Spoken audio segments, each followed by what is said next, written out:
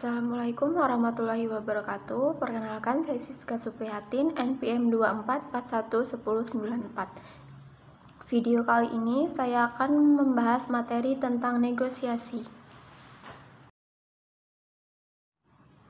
Apa itu negosiasi? Negosiasi adalah suatu proses interaksi yang melibatkan dua pihak atau lebih yang berusaha untuk mencapai kesepakatan dalam situasi di mana mereka memiliki kepentingan yang sama atau bertentangan. Proses ini seringkali dilakukan melalui komunikasi untuk menyelesaikan perbedaan, mencapai tujuan, dan menciptakan solusi yang saling menguntungkan. Definisi negosiasi adalah yang pertama, proses tawar-menawar, yang kedua, kreativitas dalam penyelesaian masalah, dan yang ketiga adalah interaksi sosial. Proses negosiasi melibatkan beberapa tahapan yang penting untuk mencapai kesepakatan yang saling menguntungkan. Beberapa langkah-langkah yang umum dilakukan dalam proses negosiasi. Yang pertama, persiapan dan perencanaan. Tahap pertama adalah melakukan persiapan yang matang. Ini mencakup pengumpulan informasi yang relevan mengenai isu yang akan dinegosiasikan, serta memahami posisi dan kepentingan pihak lain. Persiapan ini penting untuk menyusun argumen yang kuat dan mengantisipasi kemungkinan tanggapan dari pihak lawan. Yang kedua, menentukan aturan negosiasi. Setelah persiapan, kedua belah pihak harus menetapkan aturan dasar untuk negosiasi. Aturan ini mencakup batasan topik yang akan dibahas dan cara berkomunikasi selama proses negosiasi untuk menjaga agar diskusi tetap fokus dan produktif. Yang ketiga, menyampaikan penjelasan. Pada tahap ini, masing-masing pihak mengungkapkan keinginan dan kebutuhan mereka secara jelas. Penjelasan ini bertujuan untuk memastikan bahwa semua pihak memahami posisi satu sama lain, sehingga dapat mengurangi resiko kesalahpahaman di kemudian hari. Yang keempat, tawar-menawar dan penyelesaian masalah.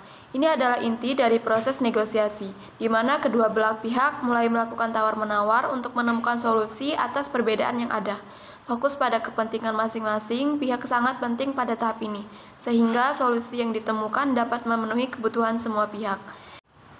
Setelah mencapai kesepakatan, tahap terakhir adalah penutupan dan implementasi. Pada tahap ini, semua poin kesepakatan harus dirangkum dan disetujui oleh semua pihak. Penting untuk memastikan bahwa dokumen kesepakatan ditandatangani oleh semua pihak untuk menghindari kebingungan di masa mendatang. Dengan mengikuti tahapan-tahapan ini, proses negosiasi dapat dilakukan dengan lebih terstruktur dan efektif, sehingga meningkatkan peluang untuk mencapai hasil yang memuaskan bagi semua pihak yang terlibat. Dalam bernegosiasi, terdapat keterampilan yang diperlukan untuk mencapai kesepakatan yang saling menguntungkan antara dua pihak atau lebih. Keterampilan ini sangat penting dalam berbagai konteks, termasuk bisnis, politik, dan kehidupan sehari-hari. Beberapa keterampilan utama yang harus dikuasai dalam bernegosiasi, yang pertama ada komunikasi verbal dan non-verbal. Kemampuan untuk berkomunikasi dengan jelas dan efektif sangat penting dalam negosiasi. Ini mencakup penggunaan bahasa yang tepat serta bahasa tubuh yang mendukung pesan yang disampaikan. Yang kedua, mendengarkan secara aktif. Mendengarkan dengan seksama adalah keterampilan krusial untuk memahami kebutuhan dan kepentingan pihak lain. Ini membantu menciptakan suasana saling menghargai dan membuka peluang untuk mencapai kesepakatan. Yang ketiga, analisis masalah dan problem solving. Seorang negosiator yang baik harus mampu menganalisis masalah secara mendalam dan mencari solusi kreatif yang dapat memenuhi kepentingan semua pihak. Kemampuan ini juga mencakup identifikasi isu-isu utama yang perlu diselesaikan. Yang keempat, persiapan yang cermat. Persiapan sebelum negosiasi sangat penting untuk menentukan hasil yang diinginkan. Ini termasuk riset tentang pihak lain, memahami konteks, dan merencanakan strategi negosiasi. Yang kelima, kontrol emosi. Mengelola emosi selama negosiasi dapat membantu menjaga suasana tetap profesional dan konstruktif. Negosiator harus mampu mengendalikan reaksi emosional agar tidak mempengaruhi keputusan yang diambil. Yang keenam, fleksibilitas dan kreativitas.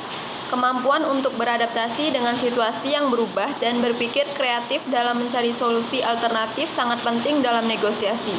Hal ini memungkinkan negosiator untuk menemukan titik temu meskipun ada perbedaan pendapat. Yang ketujuh, komitmen terhadap kesepakatan. Menunjukkan komitmen untuk mencapai kesepakatan yang saling menguntungkan dapat membangun kepercayaan antara pihak-pihak yang terlibat dalam negosiasi. Yang kedelapan, manajemen ekspektasi. Memahami ekspektasi masing-masing pihak dan mengatur harapan dengan realistis dapat membantu mencegah ketegangan selama proses negosiasi. Menguasai keterampilan-keterampilan ini akan meningkatkan kemampuan seseorang dalam bernegosiasi, sehingga dapat mencapai hasil yang lebih baik dan membangun hubungan yang positif dengan pihak lain. Terdapat beberapa tipe negosiator yang dapat diidentifikasi berdasarkan pendekatan dan strategi yang mereka gunakan dalam proses negosiasi. Yang pertama, ada negosiator kolaboratif. Negosiator ini berfokus pada menciptakan solusi yang saling menguntungkan bagi semua pihak. Mereka mendorong komunikasi terbuka dan berusaha memahami kepentingan serta kebutuhan pihak lain. Menggunakan pendekatan win-win, di mana semua pihak merasa puas dengan hasil negosiasi.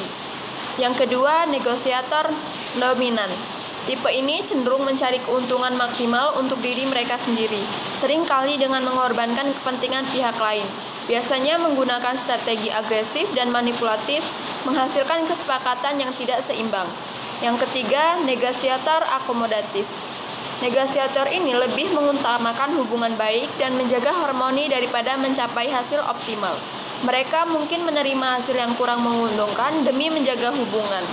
Cenderung memilih solusi yang meminimalisir konflik, meskipun itu berarti mengorbankan keuntungan pribadi.